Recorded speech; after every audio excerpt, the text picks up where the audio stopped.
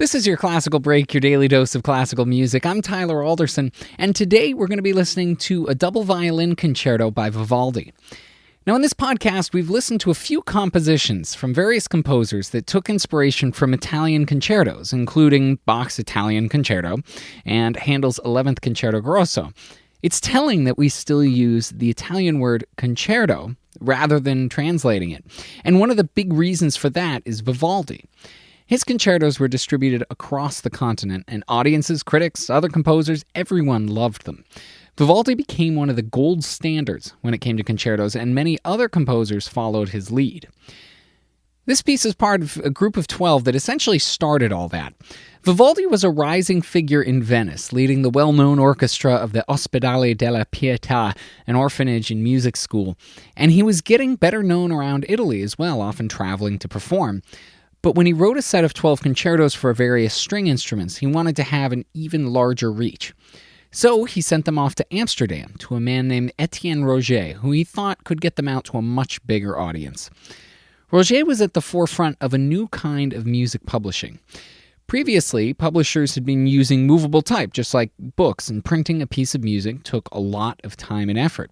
You had to get everything into place, print up however many copies you wanted, then take everything apart again to get ready to print the next thing. If you wanted to print up another run, you had to do it all over again, which meant that the bar was pretty high for second runs. You had to assemble, print, disassemble, rinse, lather, repeat. Roget had a different process. Each piece would be engraved into a metal plate, which could be used and reused as much as you needed. The engraving took some effort, but then you could print up as many runs as you wanted, and popular collections like this one could have 20 runs or more. And just like BitTorrent and file sharing today, there was a lot of pirating going on back then. The easier publishing process led other less reputable houses to just start copying anything that was selling well, and Vivaldi's concertos were distributed far and wide, sometimes legitimately, sometimes not so much. In fact, the versions that Bach took his arrangements from were not the official printed ones, suggesting that there were many different versions of the manuscripts flying around. Soon enough, Vivaldi was famous, and he got commissions from all over the continent, dedicating pieces to the King of France and the Holy Roman Emperor.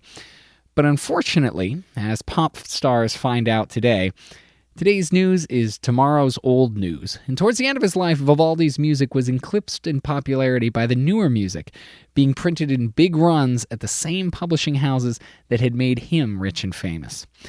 Here's Roxana Goldstein, David Perry, and the Advent Chamber Orchestra with Vivaldi's Double Violin Concerto in A minor.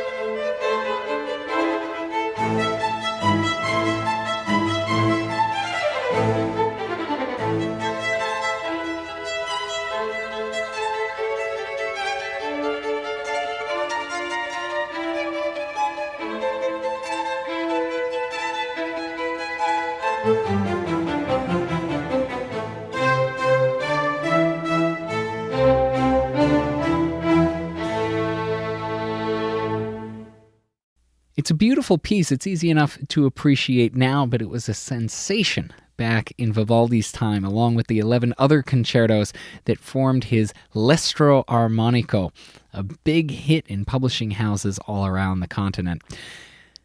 Thanks to Roxana Goldstein, David Perry, and the Advent Chamber Orchestra for putting that up online. And thank you for listening. If you get the chance, please rate and review this podcast wherever it is that you're getting it. I'm Tyler Alderson, and tomorrow for your classical break, we're going to be celebrating the birthday of Mikhail Glinka with his trio Pathétique. I'll see you then.